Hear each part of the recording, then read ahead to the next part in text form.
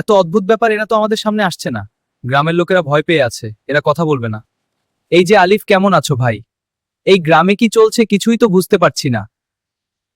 কেমন আছো? বহুদিন পর এদিকে আসা হলো তোমার। এখানে অবস্থা ভালো না। মানুষের মৃত্যুটার চেয়ে বড় কথা যেভাবে মরছে। এই কালী কুশলের বাড়ির কাজের লোক মরল।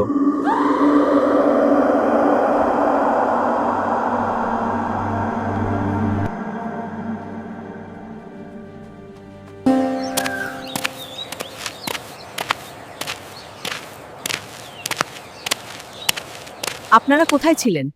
এদিকে গোরদাদাবাবুর পিসিমা কাল রাতে মরে নীল হয়ে গেছেন। এত ভয়ঙ্কর অবস্থা, কিছু বুঝতে পারছো বুড়ো? একবার আমায় পিশাচটাকে চিনতে দিন। আমাদের যুগ যুগের সাধনা। আমি একে জব্দ করে ছাড়ব। এই খেলা আমি শেষ করব। শুনলে পিসির খবর। এদিকে অন্য বিপদ। আমার পিস্তুত বোন রাধা 2 মাস আগে হট করে এখানে চলে আসে। বলেছিল আমার ওখানে থাকতে ভালো লাগছে না। আজ আবার বলছে ওকে শ্বশুর বাড়ি ছেড়ে আসতে এখনই। আচ্ছা বলতো, এই অবস্থায় সবকিছু ছেড়ে কিভাবে ওকে ছাড়তে চাই? কি যে চলছে তুমি একটু বোঝাবে ওকে। রাধা, তোমাকে একটা অনুরোধ করছি, দয়া করে এই কঠিন সময় গৌরবকে ছেড়ে যাও না। একটু 2 দিন অপেক্ষা করো, আমি কথা দিচ্ছি তোমাকে, আমি তোমার শ্বশুর বাড়ি ছেড়ে আসব। আমাকে শ্বশুর বাড়ি পাঠাও। এই বাড়িতে আমি নিরাপদ নই, সবাই মারা যাবে, আমিও। আবার আমি চিনেছি। তাই ভাবি রক্তচোষা আমার নজর এড়ায় কিভাবে? তোমার এত বড় সাহস, আমার সাথে এইভাবে কথা বলছো? আমি রক্তচোষা?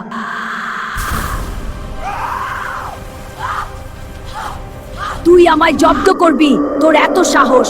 এইবার দেখ কত ধানে কত চাল। মরিচিং চামুন্ডার নাম, জয় মা চামুন্ডা, ভক্তের পাশে থেকো মা।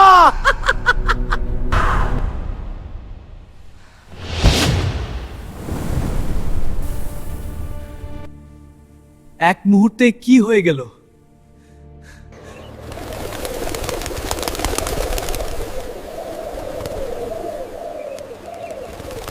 বুড়োর মৃত্যু আমি মেনে নিতে পারছি না। আমি চলে গেলেও এই স্মৃতি আমার পিছু ছাড়বে না সারা জীবন।